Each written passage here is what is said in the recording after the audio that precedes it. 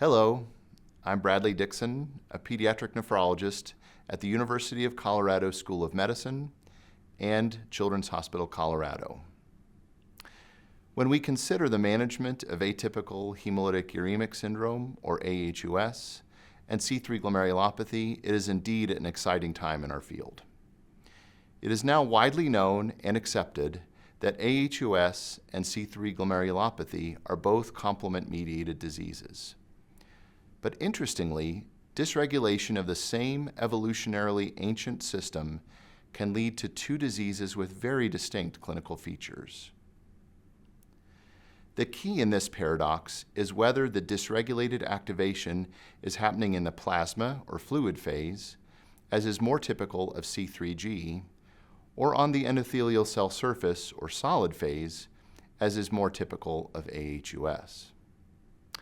We have known for over 50 years that complement plays a central role in the pathogenesis of aHUS, and that mutations in genes that regulate the alternative pathway of complement, such as factor H, have been identified in roughly 60% of patients with aHUS. We also know that many clinical conditions, from commonplace viral infections to pregnancy to surgery, which activate complement, can serve as a trigger that causes the disease to manifest. Historically, patients with aHUS often had a dismal outcome, with the only therapeutic intervention available to treat them being plasma therapy. With this limited treatment armamentarium, patients frequently had progressive decline of kidney function over time due to inadequate control of their disease, and the high rate of recurrence after kidney transplantation made the management of this disease especially problematic. The advent of complement-targeted therapeutics in 2007, with the approval of eculizumab, marked the beginning of a new era for patients with aHUS. This drug was demonstrated to be very effective in controlling the dysregulated complement activation of aHUS, and meant that patients could escape the cycle of end-stage kidney disease and kidney transplantation with disease recurrence. Building on the success of this drug, an engineered form of eculizumab extending its half-life, ravulizumab, was developed and demonstrated similar efficacy in controlling the disease manifestations of aHUS. By extending the half-life of the drug, ravulizumab again changed the management paradigm of aHUS by giving patients greater freedom of the interval between their infusions. C3 glomerulopathy treatments employed to date have not enjoyed the same success as aHUS.